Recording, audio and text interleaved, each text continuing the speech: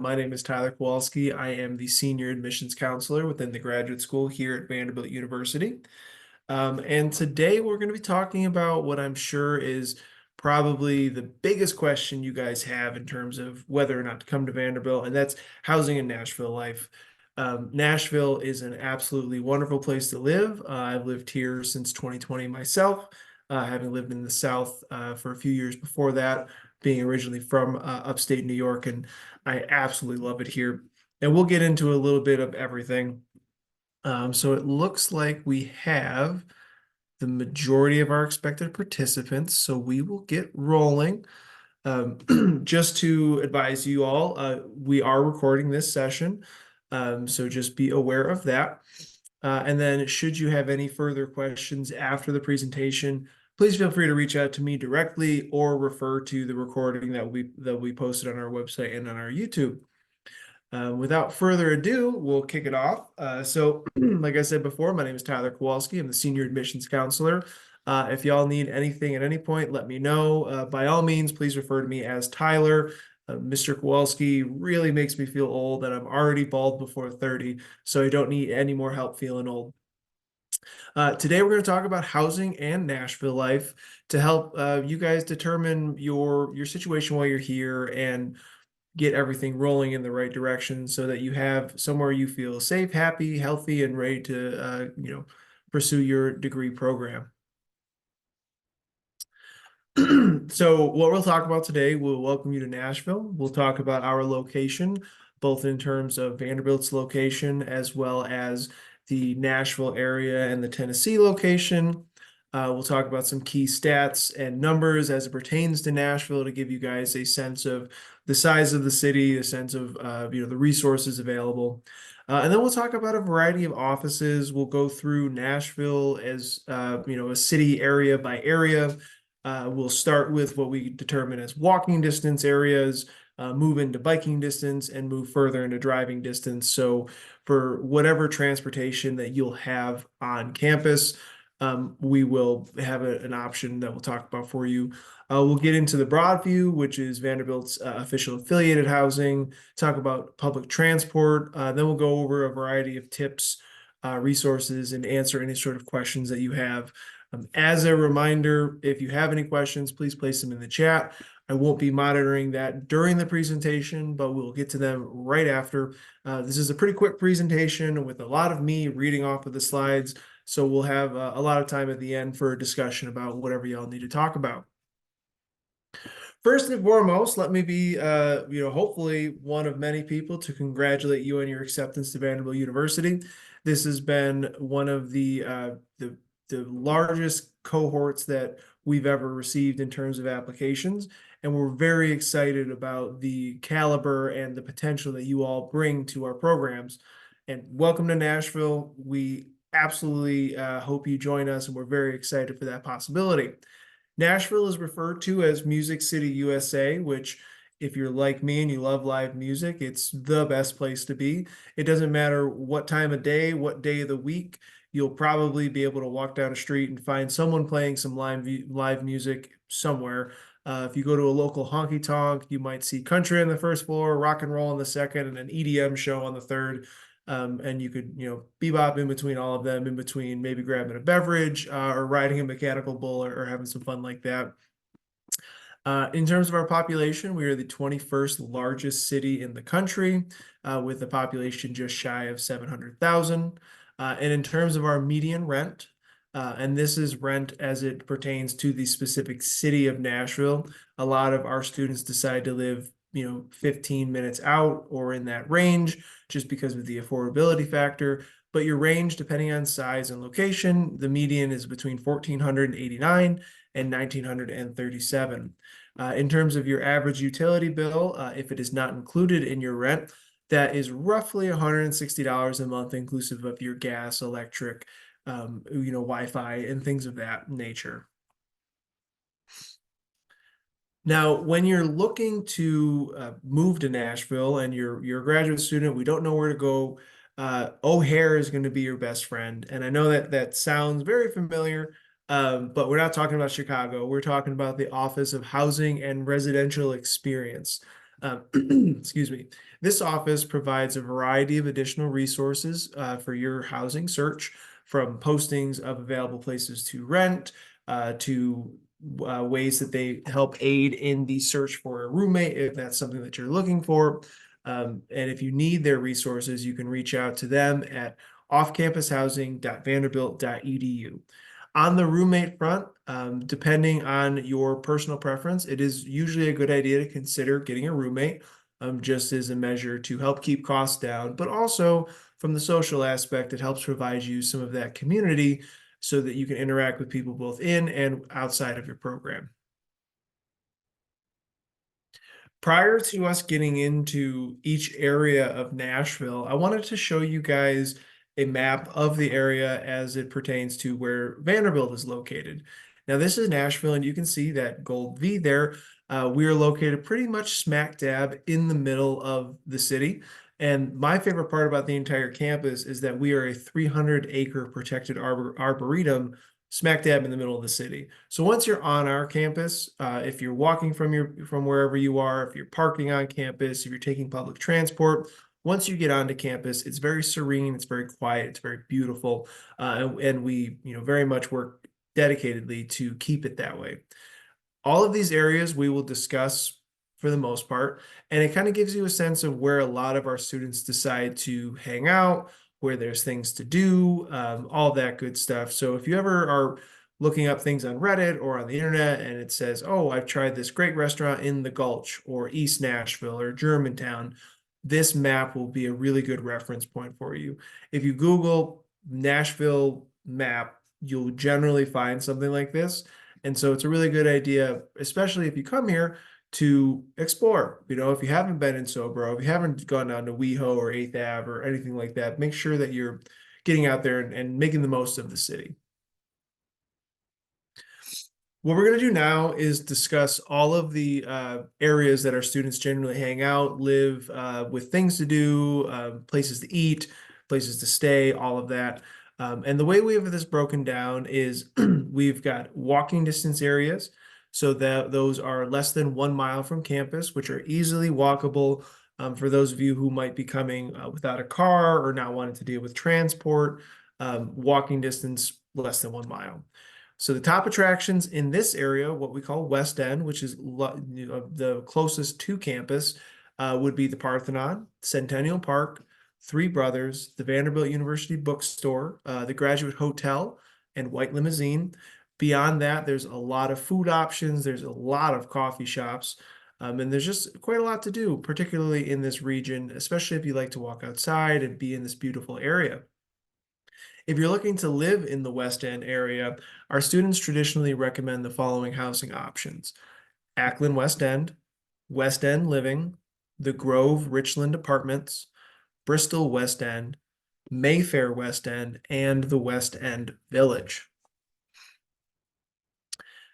Moving on to the Broadway and downtown area, you'll see this is largely filled with attractions because it's very tourist centered and because it's mostly about bars, concert venues, some historical sites and things of that nature.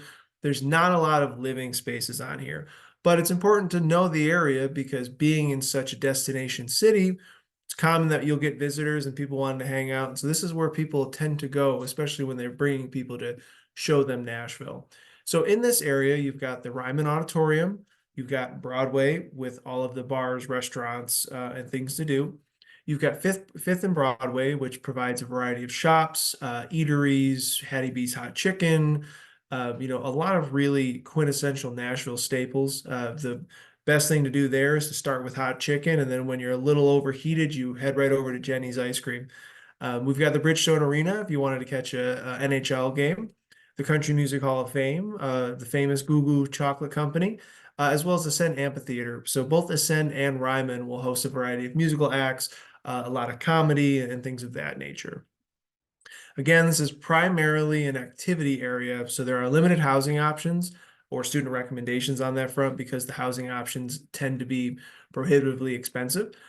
So if you're looking for housing in that area, just be prepared for that. However, there are a lot of great options around Nashville that aren't within the downtown area. Similarly, in another walking range would be the Hillsborough Village. You'll see in this area a lot of great restaurants, including Fido, Pancake Pantry, and Biscuit Love. Pancake Pantry and Biscuit Love are some of the best breakfasts in the entire city. However, do be prepared to wait in line for a bit because they are quite popular. So definitely get there early. We've got the Grilled Cheesery, another Jenny's Ice Cream, Barista Parlor, which is one of my favorite coffees in the area, Molly Green, Posh, and Crumble Cookie, which are all over the place, but still amazing. And then in the Hillsborough Village, we've got student recommended housing options of 1808 State Street, the Chardonnay, Village 21, Village Row, and the Hayes House. So this will kind of be the main walkable areas, and there's going to be some places in between that might fall into a little bit of both. But these are a lot of where our students are hanging out, a lot of where people are going to lunch.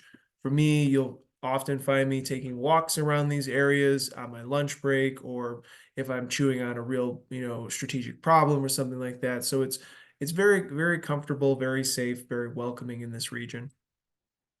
Now, beyond that 1 mile range, to that 1 to 3 mile range, or what we like to call biking distance, or, for many, it's still very much walking distance. 3 miles is not very far, especially in the beautiful weather that we get. But if you're looking to live in the Gulch, and if you've ever seen anyone travel to Nashville and take a picture with those wings, you now know that's located in the Gulch. Uh, by just so you know, if you wanted to get your own pictures of the wings, probably go on a weekday, because on the weekends there's quite a long line of bachelorette parties and influencers waiting to get their 15 minutes with the wall. So just make sure you get there early. In terms of stuff, attractions and restaurants and things of that nature in the Gulch, we've got LA Jackson, Milk and Honey, Rudy's Jazz Room, Kane Prime, Pins Mechanical, which is a great duck bowling and other activity bar, Bar Louie, St. Anejo, Station Inn, as well as Otaku Ramen.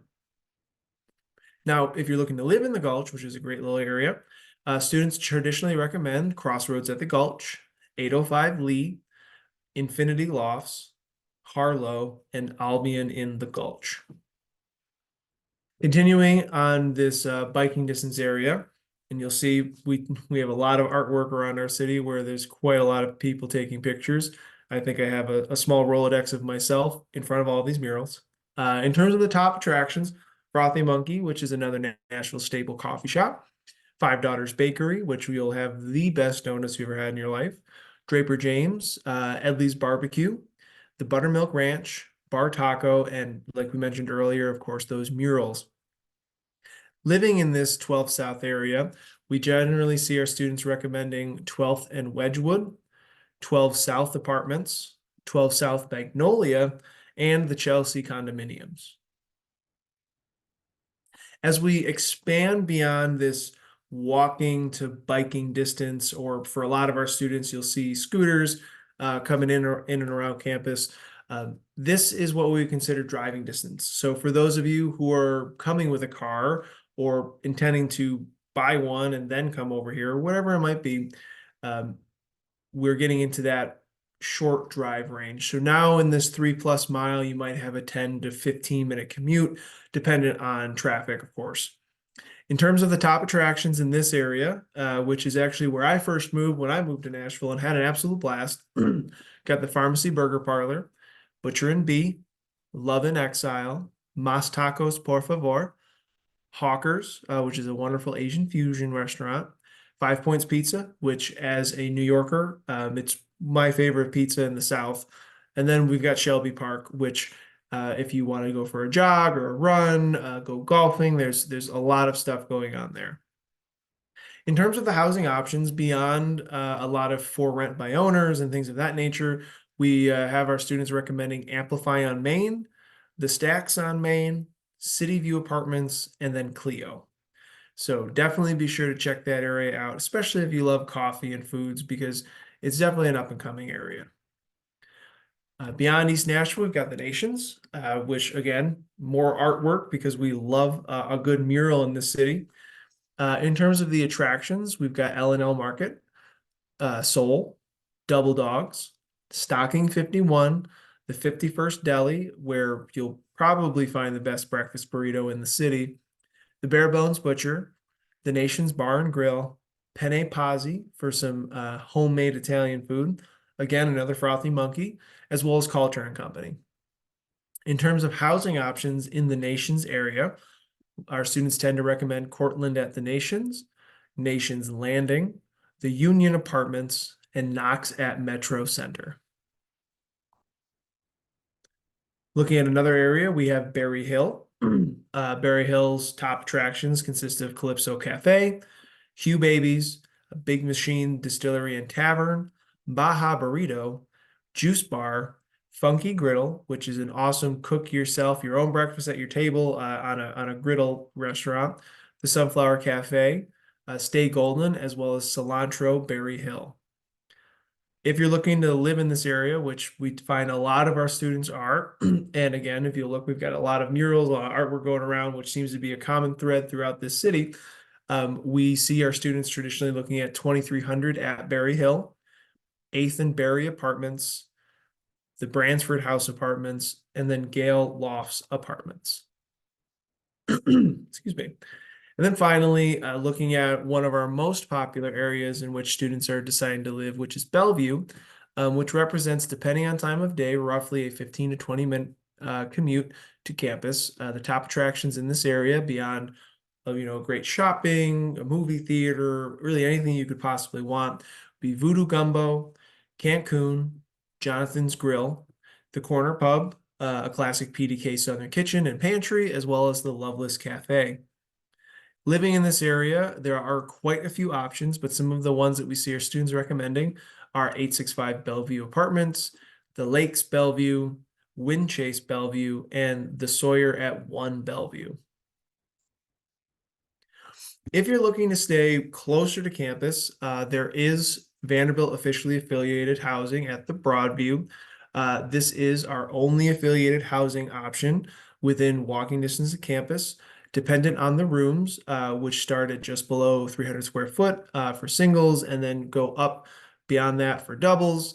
The rent will range from roughly $1,400 to roughly $2,900. Additional fees will apply. And then in terms of your amenities, there's things available for furniture rentals. There's a wellness center, a coffee shop that just opened up, as well as being very, very pet friendly in the area. So if dependent on what your situation is, it might be a really good option for you. And if you want to discuss a potential lease or what that might look like, please feel free to contact the Broadview directly.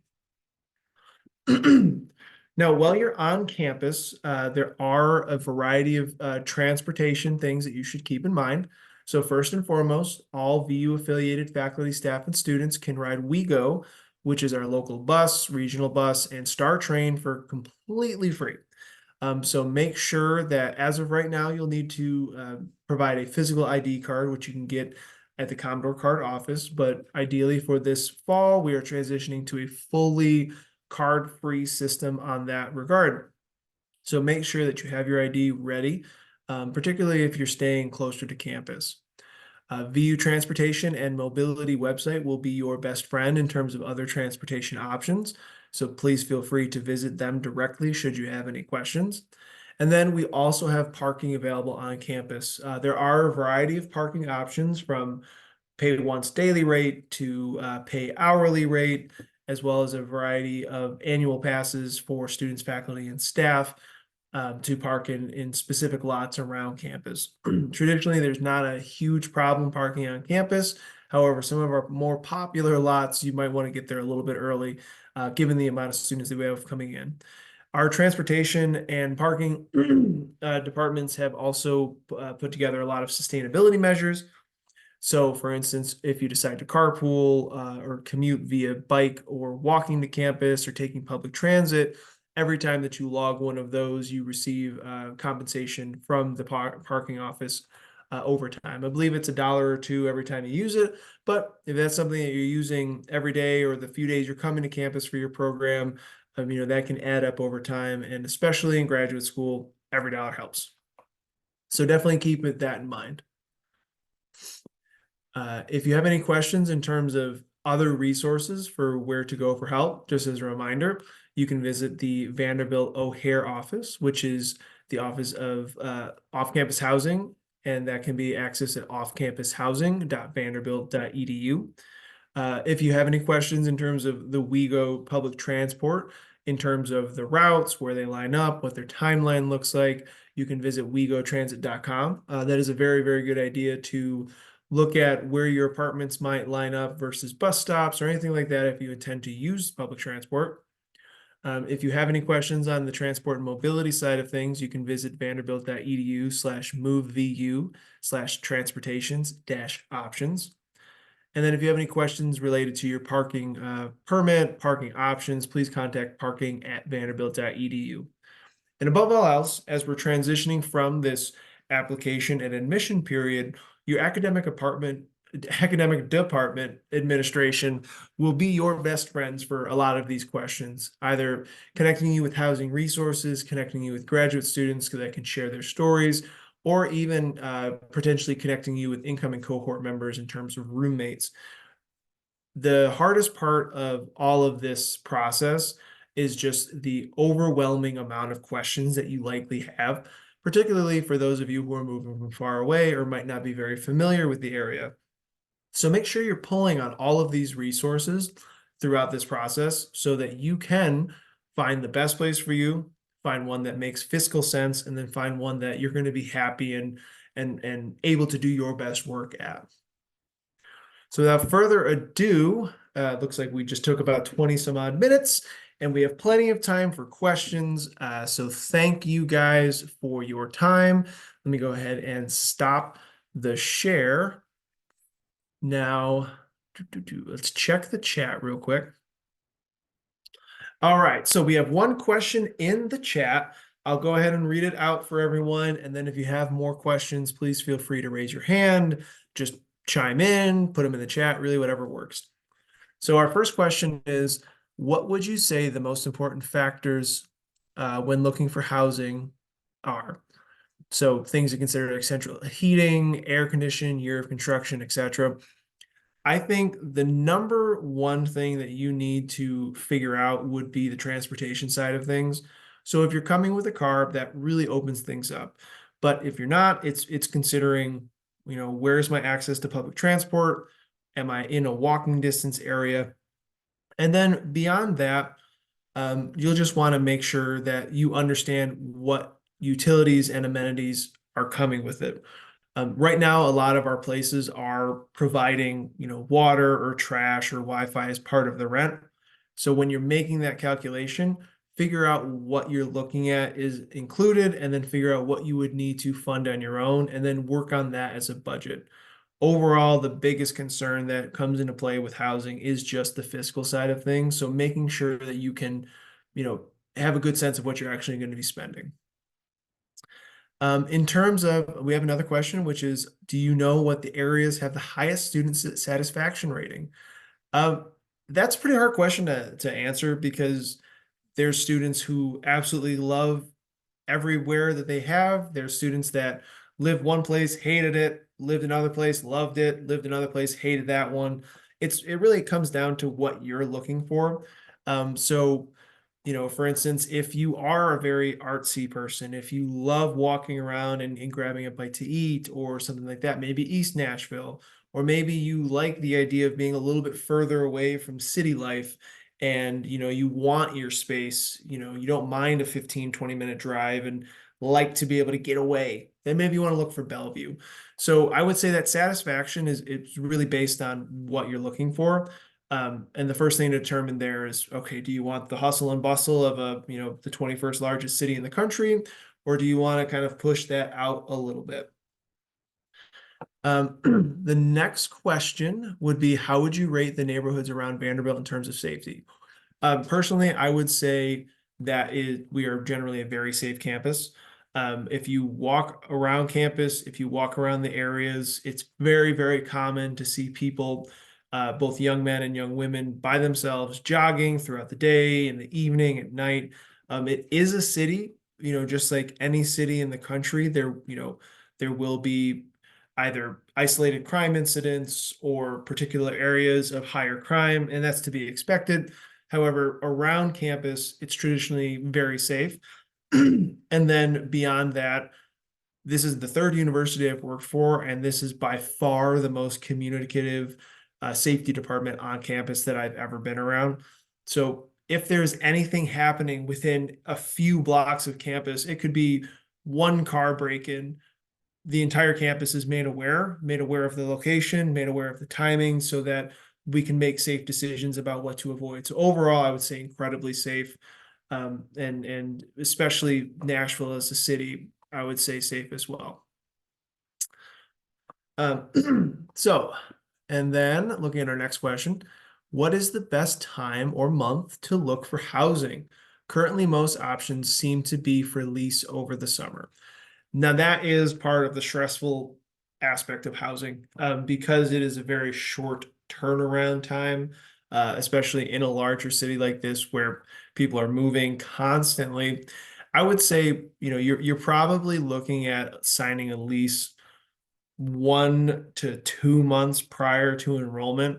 There are other apartments. I know the Broadview in particular allows you to sign a lease much earlier. But I would say if you're coming in August, looking at signing that lease in June, early July is probably going to be your best time frame. So it's a really good idea to, maybe not get totally sold on one specific unit, but start to suss out, okay, does this complex fit me?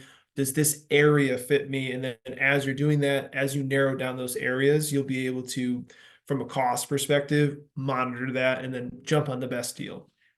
And I would say, just a personal recommendation, having done the move process in Nashville, if you find a place that's a really good deal and it's within your capabilities, don't be afraid to start a lease a little early.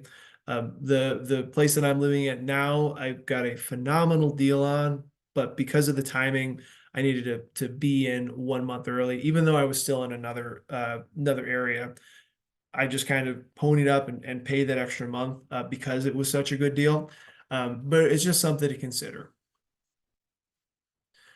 Uh, all right, our next question is, in urban areas such as Brooklyn or Manhattan, it's common for landlords to require a guarantor when signing a lease. Similarly, does this criterion also apply in Nashville?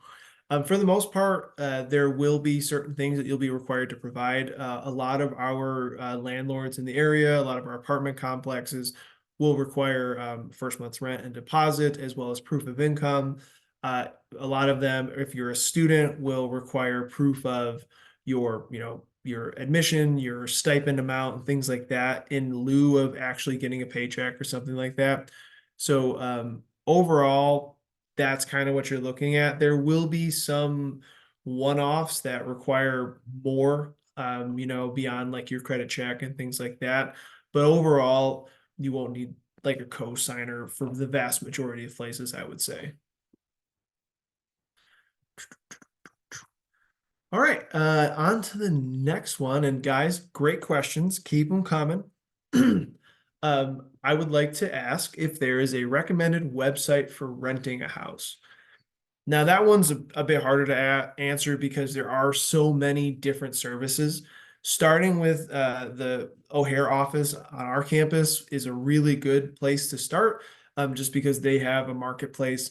But then your things like Zillow, like rent.com, things of that nature will also be a good place. The best piece of advice I could tell you is don't limit yourself to one venue of looking for a place, because you don't know uh, what property management companies are using what services. So what I had to do previously, I was looking at Zillow, I was looking at rent.com, but I also made a quick search of Nashville property management companies, because there's a lot of places that might run a little more old school that just post on their website. And that's how I found, the place I'm at currently. That's been, it was not rented for a while because it was just sitting on their website and it was a great deal. So I would say if you're looking to really start deal hunting, that's a good method to go. If not, your Zillow and rent.com would probably be a great option. How easy? Oh, next question. Sorry. So the next question is, how easy is it to rent from single landlords in comparison to complexes managed by companies? Does the university have available resources to help with that? I would say mostly you'll be dealing with If not, if not like in an apartment setting, most often you're going to be dealing with some sort of property management company, even from the house, if you want to rent a house or you want to rent a townhome or something like that, that might not be in a complex. Most of our landlords at this point in time in the city have gone ahead and enlisted some sort of property management company. So it's pretty much the same across the board. In terms of the few that might just be a for rent by owner or something of that nature, from the students that I've talked with, it's very much the same process. They have to follow similar laws and policies. So the only thing that I would recommend in terms of dealing with a single landlord, because there might not be that infrastructure supporting them of a larger company, get your receipts. Don't do anything over the phone. If they agree to something, get it in writing. Just because you don't know what's going to happen down the road, and because there's less checks and balances, you want to err on the side of covering yourself in the case of dealing with anything messy. But overall, the single landlord experience is very easy to deal with. If someone's a single landlord, they've probably been doing it for a while here, especially with everyone else new coming in, already having been in a property management company. So overall, I would say it's not too bad. Just kind of make sure you're being their checks and balances as well. Let's see here. All right. And in terms of what the university has, we have our O'Hare office.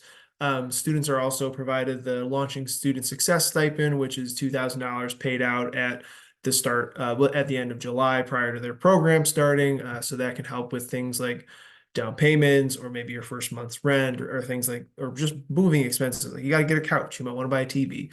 You need to eat. So outside of that, I would contact the offices directly and visit those websites because there is a marketplace as well that they post on. We have two questions after that. So the first one is, where is the safest communities within Nashville? And then would you recommend using an apartment locator? So starting with the second one, yeah, that's always a great tool.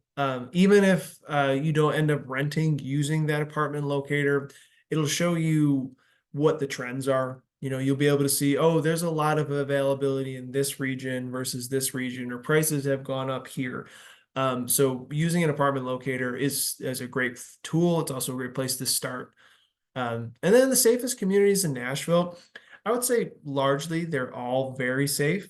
It's just trying to find, you can find a lot of those statistics that will apply to that when you're looking at the apartment locator.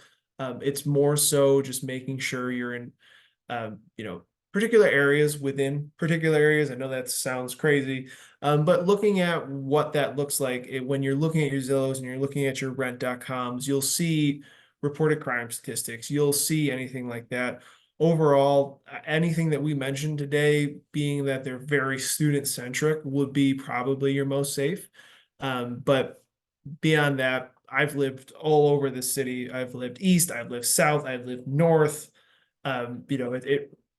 I golf west all the time. It's somewhere that you can feel comfortable with in most places, but you'll just want to make sure the specific area or the specific complex that you're living in has a history of safety.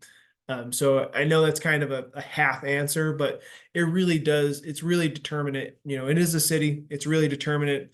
Could be street by street. So just making sure that you are looking into those statistics. But overall, any place that we talked about today, you should feel very confident in living in terms of safety. Um, what's the possibility of being trapped in a housing scam, if any, and what are your advice to avoid such things? That is a phenomenal question. So in this world, particularly in a city like Nashville, there's no way to avoid it. Things like this exist. Um, like key signs, first and foremost, if the price is too good.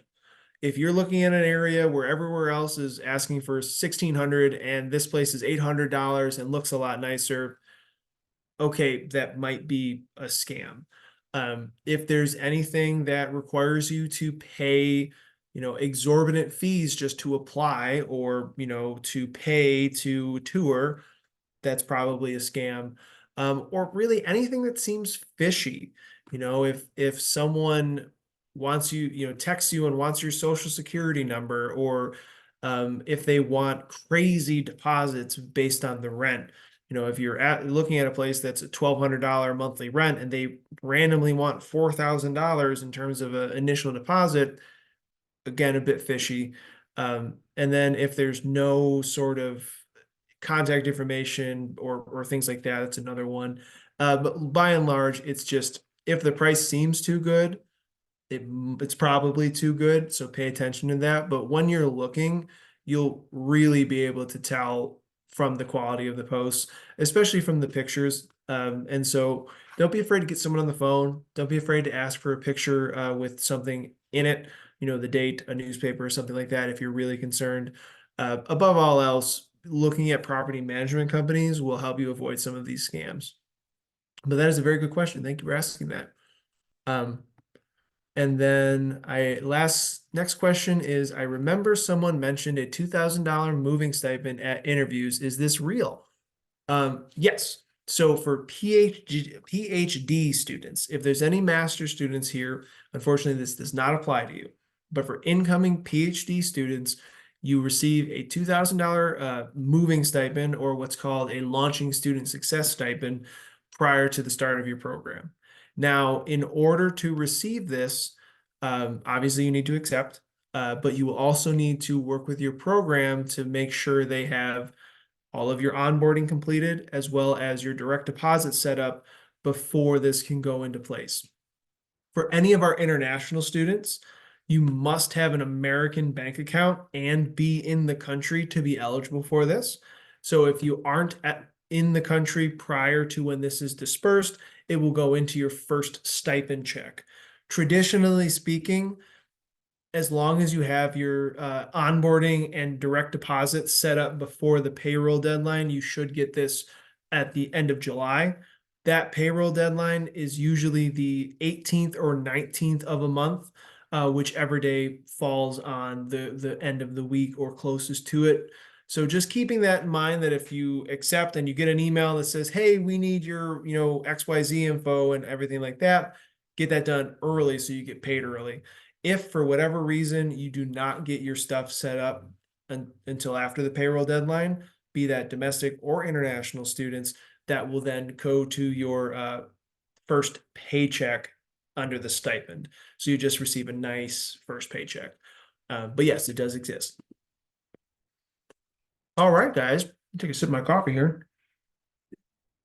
Y'all have been asking some awesome questions. I appreciate it. It makes my life easy because I get to keep talking.